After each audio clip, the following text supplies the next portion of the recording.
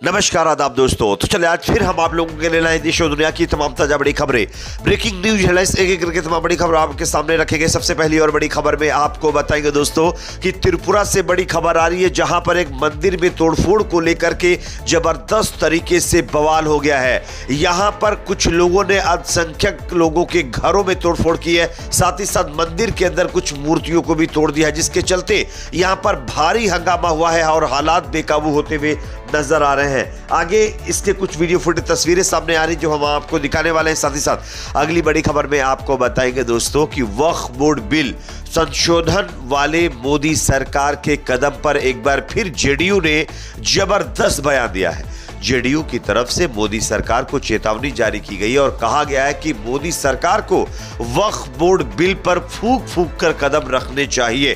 किस तरीके से, आगे इसकी भी जानकारी आपको देंगे। साथ ही साथ अगली बड़ी खबर में आपको बताएंगे दोस्तों कि राहुल गांधी की भारत डोजो यात्रा को लेकर के अब मोदी सरकार टेंशन में आ गई है।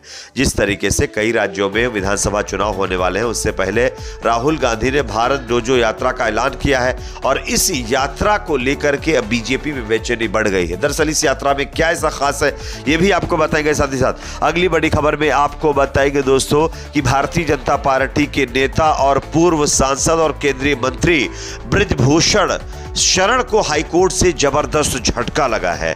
जज ने बृजभूषण को एक और बड़ा झटका दिया। किस तरीके से, इसकी भी जानकारी आपको देंगे। साथ ही साथ अगली बड़ी खबर में आपको बताएंगे दोस्तों कि बीजेपी की नेता और केंद्रीय मंत्री स्मृति ईरानी ने अब राहुल गांधी के फेवर में जम करके जो है उनकी तारीफ की है और उनको लेकर के बड़ा बयान दिया है। स्मृति ईरानी ने क्या कहा, इनके बयान को भी सुनेंगे। साथ ही साथ अगली बड़ी खबर में आपको बताएंगे दोस्तों कि आईडीएफ ने अब फलस्तीन के अंदर लोगों को खत्म करना शुरू कर दिया है। बताया जा रहा है कि कल 12 से ज्यादा लोगों को फलस्तीन के अंदर इजराइल की सेना ने खत्म किया है। आगे इनकी तस्वीरें भी दिखाएंगे। साथ ही साथ एक और बड़ी खबर आ रही है दोस्तों, गाजा पट्टी के अंदर जो हमास के पास बंधक हैं, उनके परिवार के लोग जो है गाजा पट्टी पर पहुंच गए हैं। उसकी एक वीडियो तस्वीरें भी सामने आई है जो मैं आपको दिखा रहा हूं, आप देख भी सकते हैं। आगे इसका पूरा वीडियो दिखाएंगे। उससे पहले छोटी सी रिक्वेस्ट करेंगे, वीडियो को ज्यादा से ज्यादा लाइक करिए, शेयर करिए, चैनल पर नए तो सब्सक्राइब जरूर कर लीजिए। बात करेंगे पहली और बड़ी खबर की। जैसा कि आप जानते हैं दोस्तों, देश के अंदर हिंदू मुसलमान के नाम पर किस तरीके से लोगों को आपस में ही बांटा जा रहा है और बवाल किया जा रहा है। लेकिन इसी बीच त्रिपुरा से एक और बड़ी खबर आ रही है। पश्चिमी त्रिपुरा के जिरानिया जिले में गुरुवार को काली मंदिर में प्रतिमा यानी एक मूर्ति क्षतिग्रस्त किए जाने को लेकर के अल्पसंख्यक समुदाय के लोगों के घरों में तोड़फोड़ और आगजनी की गई है, जिसके बाद तनाव बढ़ गया। पुलिस ने 5 लोगों को गिरफ्तार कर लिया है, जिसके विरोध में लोगों ने राष्ट्रीय राजमार्ग 8 को जाम कर दिया। घंटों जाम के बाद पश्चिमी त्रिपुरा जिले के पुलिस अधीक्षक किरण कुमार और परिवहन और पर्यटन मंत्री सुशांत चौधरी विरोध प्रदर्शन स्थल पर पहुंचे। बड़ी देर तक समझाने के बाद प्रदर्शनकारियों ने जाम हटा लिया। जाम के कारण राजमार्ग पर सैकड़ों वाहन खड़े रहे।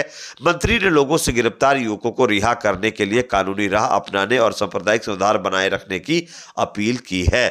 दरअसल हमारे देश में अलग अलग जगहों पर साजिशों के तहत कभी मंदिर पे के ऊपर हमले करवाए जाते हैं तो कभी मस्जिदों के ऊपर, और इसी कड़ी में त्रिपुरा के अंदर भी एक मंदिर के अंदर यानी काली मंदिर के अंदर मूर्ति तोड़कर बवाल करने की कोशिश की गई थी, जिसके चलते यह विवाद देखने को मिला है। अगली खबर की बात करेंगे जो कि सामने आ रही दोस्तों, यहां पर वक्फ संशोधन बिल को लेकर के जेडीयू ने एक बार फिर बीजेपी को आईना दिखाया है। आप स्क्रीन पर खबर देख सकते हैं। देश में वक्फ बोर्ड कानून में संशोधन को लेकर एक बार फिर जेडीयू नेता नीरज कुमार ने गुरुवार को बड़ा बयान दिया है।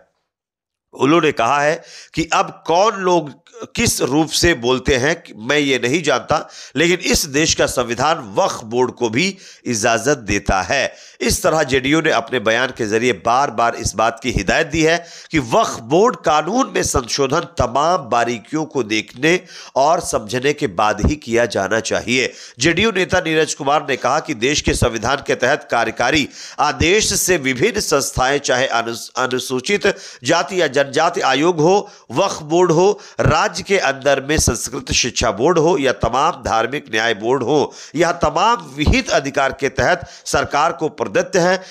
उसके तहत यह अधिकार प्राप्त है। कौन क्या कहता है ये पता नहीं, लेकिन संविधान संस्कृत शिक्षा बोर्ड और धार्मिक न्याय बोर्ड को भी इजाजत देता है। इसलिए अगर मोदी सरकार वक्फ बोर्ड में संशोधन वाला बिल लेकर के आई है तो उसको आने वाले दिनों में फूंक फूंक कर कदम रखने चाहिए। यानी कि जेडीयू की तरफ से बीजेपी को हिदायत दी गई है कि आप वक्फ बोर्ड बिल पर किसी भी मनमाने ढंग से आगे नहीं बढ़ सकते। बात करेंगे अगली खबर की, जो कि सामने यहां पर दोस्तों आ रही है। राहुल गांधी की भारत जोड़ो यात्रा के बाद भारत डोजो यात्रा को लेकर के बीजेपी में टेंशन बढ़ गई। आप इस खबर को देख सकते हैं। लोकसभा चुनाव से पहले विपक्ष के नेता राहुल गांधी ने कन्याकुमारी से कश्मीर तक भारत जोड़ो यात्रा और मणिपुर से मुंबई तक भारत जोड़ो न्याय यात्रा निकाली थी। लोकसभा चुनाव 2024 में उनको इस यात्रा का जमकर फायदा भी मिला था। एक बार फिर से सांसद राहुल गांधी और जो है कुछ ऐसा ही करने वाले हैं। दरअसल राहुल गांधी ने अपनी नई यात्रा का ऐलान कर दिया है। इस यात्रा को भारत डोजो यात्रा नाम दिया है। लेकिन क्या आप जानते हैं कि भारत डोजो यात्रा आखिर क्या है? दरअसल मार्शल आर्ट के स्कूल को डोजो कहा जाता है। राहुल गांधी ने इसी से जुड़ा हुआ अपने यूट्यूब चैनल और एक्स अकाउंट पर एक वीडियो भी साझा किया है। राहुल गांधी का यह वीडियो भारत जोड़ो न्याय यात्रा के समय का बताया जा रहा है। इस वीडियो में वह कई बच्चों के साथ मार्शल आर्ट का अभ्यास करते हुए नजर आ रहे हैं। और अब राहुल गांधी ने भारत डोजो यात्रा निकालते हुए कहीं ना कहीं बीजेपी को टेंशन में डाल दिया। बताया जा रहा है कि भारत जोड़ो यात्रा की जो है बड़ी सफलता के बाद राहुल गांधी की ये यात्रा आने वाले कई राज्यों के विधानसभा चुनाव में बीजेपी को नुकसान पहुंचा सकती है। अगली खबर की बात करेंगे, जो कि सामने आ रही है दोस्तों। बीजेपी के नेता ब्रजभूषण शरण को हाईकोर्ट से बड़ा झटका लगा है। आप इस खबर को देखिए। भारतीय कुश्ती महासंघ के पूर्व प्रमुख और बीजेपी नेता ब्रजभूषण शरण को दिल्ली हाईकोर्ट ने गुरुवार को झटका दिया है। हाईकोर्ट ने पहलवानों के आरोपों के मामले में दायर सिंह की याचिका पर फिलहाल सुनवाई से इनकार कर दिया है। हाईकोर्ट ने कहा कि उन्होंने अपने खिलाफ आरोप तय करने का आदेश और कार्रवाई को चुनौती देने के लिए एक याचिका क्यों दायर की है। ब्रजभूषण सिंह ने बुधवार को दिल्ली हाईकोर्ट में याचिका दाखिल करते हुए महिला पहलवानों के यौन उत्पीड़न के मामले में दर्ज एफआईआर और आरोपों को रद्द करने की मांग की थी, लेकिन कोर्ट ने जो है ब्रजभूषण शरण की याचिका को सुनने से ही इनकार कर दिया। ये अपने आप में ब्रजभूषण के लिए बड़ा झटका है। अगला अपडेट जो कि यहाँ पर सामने आ रहा है दोस्तों, स्मृति ईरानी ने अब राहुल गांधी की तारीफ में कसीदे पढ़ने शुरू कर दिए हैं। आप इस खबर को देखिए। उत्तर प्रदेश के अमेठी लोकसभा सीट से पूर्व सांसद और बीजेपी नेता स्मृति ईरानी ने लोकसभा में नेता विपक्ष राहुल गांधी को लेकर बड़ा बयान दिया। स्मृति ईरानी ने कहा कि अब राहुल गांधी को राजनीति बदल गई है, यानी राहुल गांधी की जो राजनीति है वो बदल गई है। वो एक अलग राजनीति कर रहे हैं। वो चाहे आपको अच्छा लगे या नहीं, लेकिन वो अलग है। स्मृति ईरानी ने एक पत्रकार के पॉडकास्ट टॉप जो है एंगल में तमाम मुद्दों को लेकर बात की और यहीं पर उन्होंने राहुल गांधी की तारीफों में कसीदे पढ़ने शुरू कर दिए हैं। बात करेंगे अगली खबर की, जो कि सामने आ रही है दोस्तों। गाजा के बाद अब फलस्तीन के अंदर इजराइल की सेना लोगों को खत्म करना शुरू कर चुकी है। वेस्ट बैंक में ऑपरेशन के चलते 12 से ज्यादा फलस्तीनियों को कल इजराइल की सेना ने खत्म कर दिया है। साथ ही साथ एक और बड़ी खबर है दोस्तों। गाजा पट्टी में अब इजरायली बंधकों के परिवार वाले लोग बॉर्डर पर पहुंचकर अपने बंधकों को छुड़ाने के लिए पहुंच गए हैं। इसका वीडियो सोशल मीडिया पर वायरल है, जो मैं आपको दिखा रहा हूं। और इन्होंने कहा कि अगर नेतन्याहू हमारे लोगों को नहीं छुड़ा सकते तो हम खुद अपने लोगों को छुड़ाने के लिए गाजा में जाने के लिए तैयार है। और यह अपने आप में नेतन्याहू के लिए एक बहुत जो है शर्म वाली बात है। इस पर आपकी क्या राय कमेंट सेक्शन में बताइए। वीडियो को लाइक शेयर, चैनल को सब्सक्राइब जरूर करें।